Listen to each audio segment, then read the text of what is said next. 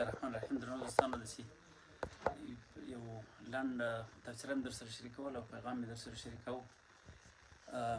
د افغانستان ولسمشر په څه شرایطو کې له افغانستانه ووت، دا موضوع تر اوسه روښانه نه ده. د په اړه باندې د سیاسیونو د ویناو په اساس تبصرې ځکه نه دي پکار. هغه سیاسیون چې په کابل کې ناست دي، د خپله د دوی ناست او د دوی اطمینان دا څرګندوي چې دوی له دښمن سره له اوله همغږي وو.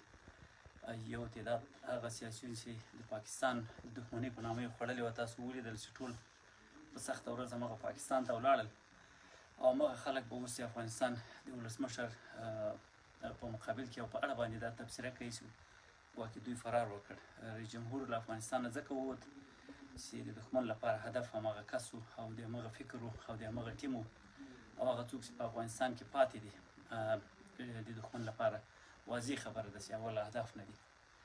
په هر صورت فقط همدومره مې ویل غوښتل د افغانستان ولسمشر د استعفا نه ورکولو حکمت په همدې کې دی چې تر ده وروسته کودتایي حکومت چې د امریکایانو په کودتا او د لنډغرو په کودتا باندې رامنځته کېږي، پنجابی حکومت، هغه ته مشروعیت ورنه کړی شي.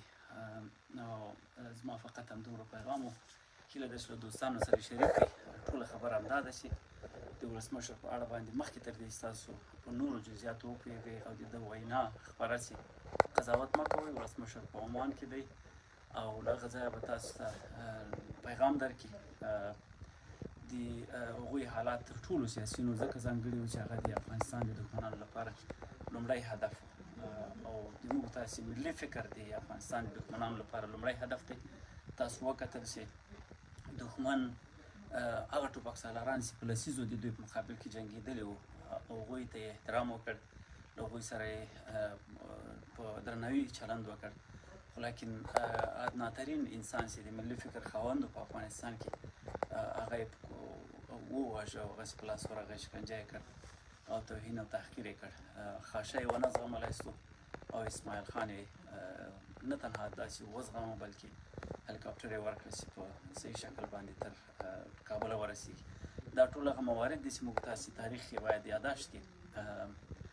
شاه شجاعګان دغه دي چې په کابل کې پاته دي، شاه شجاعګان دغه دي چې له دښمن سره یې ورځ تېرېږي، شاه شجاعګان دغه دي چې د دښمن کور ته پناه وروړي، شاه شجاعګان دغه دي چې خطر نه احساسوي د افغانستان له دښمنه. وروستۍ خبره درته کوم، یوه خبره بله هم کېږي، د افغانستان د سقوطونو تور په فضلي او په محب باندې پورې کېږي، په داسې حال کې چې نه محب د دفاع وزیر و او نه فضلي د دفاع وزیر و.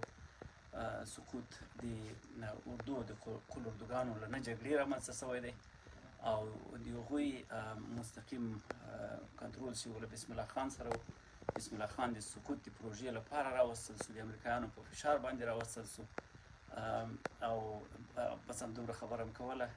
اوس له قضاوتونو ډډه وکړئ، فقط د افغانستان د ولسمشر په اړه باندې نیک نظر ولرئ. تر هغه وخته پورې ستاسو حقایق درکوئ. فقط همدومره پیغام مې درته پرېښودل غوښتل. کامیاب اوسئ، سرلوړي اوسئ. خدای مو سپاره.